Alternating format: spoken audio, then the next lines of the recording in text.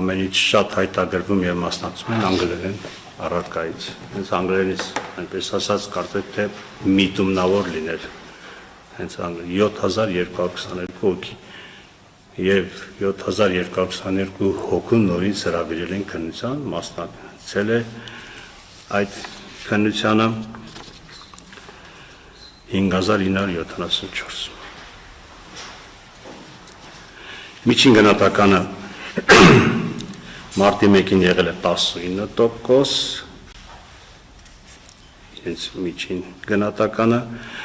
հունվարի 31-ին եղել է 11.4%։ Այսինքն մոտորը մի 0.5-10% տարբերություն է եղել միջինով։ Երկրորդ թվով մեծ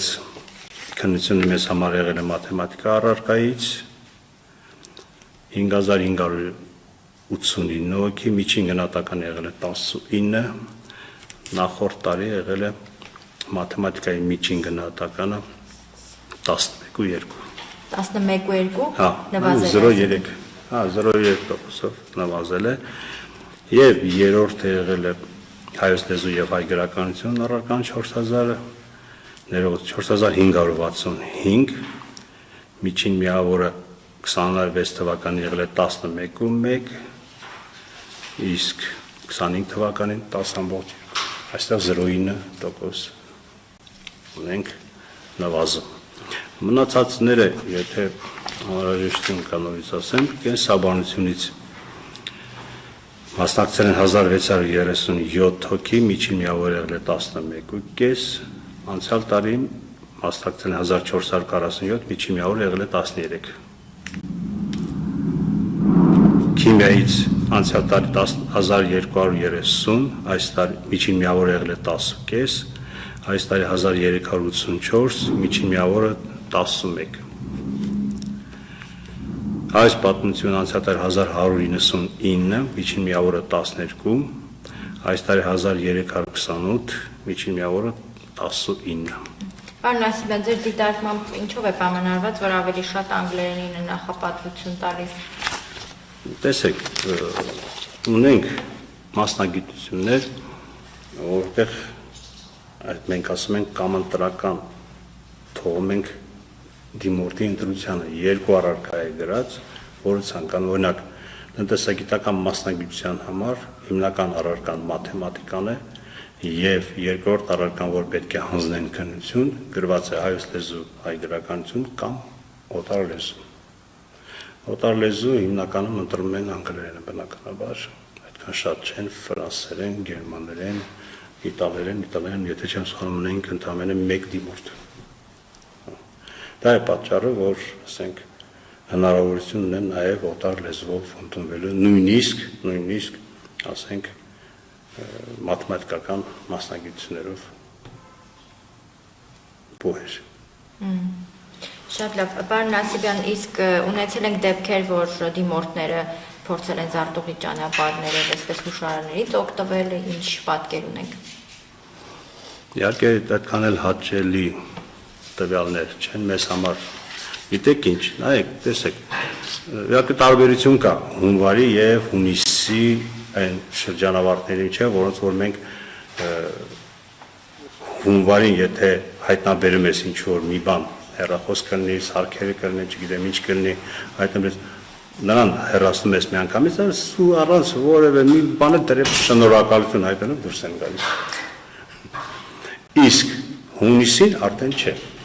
Որտեղ գիտի ինքը, եթե հունվարին մենք հեռացնում ենք, ինքը հունիսին նորից գալու է մասնակցի քննություններին։ Տարիներ առաջ մենք առաջարկեցինք, որ եթե մենք քննությունից հեռացնում ենք այս պատճառներով, նրան չթողնել քննության հաջորդ գոնե հաջորդ փուլին։ Չհամաձայնեցին։ Դրա համար մենք ունենք այս պատկերը։ Որքան էլ թիվը ներողություն։ Հեռացվածների։ Հեռացվածները այդքան էլ մեծ չի 36 հոգի են։ Եվ մեկ-երկու օրինակ կնշեք, ինչ տեխնոլոգիական լուծումներով են փորձում։ Տարբեր, գիտեք, ես մի անգամ ասել եմ այստեղ, երևի այստեղ եմ ասել, որ որսի եւ որսորդի պայքարն է։ Մենք ինչքան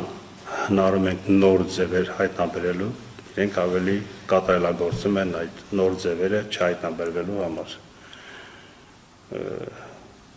Շատ է տարածված ականջի մեջ փոքր,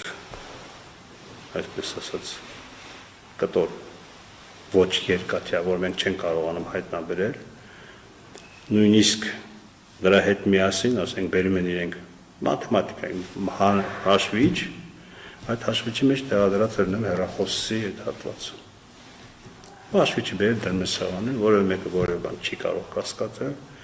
բայց այդ հաշվիչով ինքը հաղորդումը ստանում է ականջին եւ կարողանում է օգտվել։ Այսինքն մենք պետք է կարողանանք հայտնաբերել դա, հաշվիչը ձեռքին գալիս մտնում, հաշվիչը դնում է այստեղ, մենք ստուգում ենք իր ամբողջը, ոչ մի բան չկա, հաշվիչ վերցնում, նորից գնում է։ Ունենում ենք նաև, գիտեք, այդ բանկային քարտերը, բանկային քարտի չափով,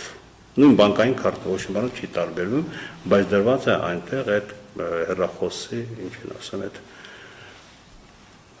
փոքր բան, որ դնում ենք հեռախոսի մեջ, այդ դրած է դա։ Հա։ Այսինքն հետը կարողացած է։ Այսինքն համարյա հեռախոս դրած է այնտեղ։ Բանկային քարտի մեջ։ Որը բան, դրանք դեռևս դե իհարկե շատ կան, ասենք կոշիկների մեջ են, չգիտեմ ինչ են, նրանք հետ։ Հա, բայց դրանք մենք ինչ որ չափով կարողացել ենք հայտնաբերել, բայց դուք պատկերացրեք ինչքան չեն կարողանում հայտնաբերել նաև։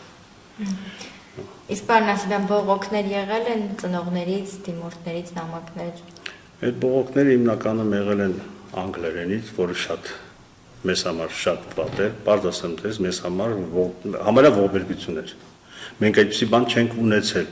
Մենք ենք տպագրում թեստերը, ուրիշները ոչ մեկ չեն տպագրում այդ թեստերը, եւ առաջին անգամ կանոնել ենք այդ փաստի առաջ։ Մտներով երբեք չէր անցնում դա։ Եվ պատկերացրեք այն բողոք չասեմ ավելի վատ բաները, որ գրել են մեր հասցեին։ Շատ լավ, դուք նշեցիք, որ ապրիլի 15-ից հայտագրման գործընթացն է մեկնարկում, հիշում եմ նախորդ տարի եւս ժամկետը տրված էր եւ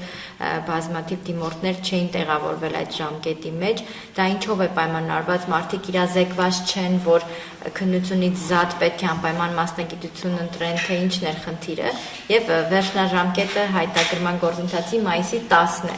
Դա նշանակում է, որ մայիսի 10-ը ներառյալ արդեն բոլոր դիմորդները պետք է հայտագրումը կատարած լինեն։ Եվ բուհը եւ մասնագիտությունը նշած լինեն բոլ, այսինքն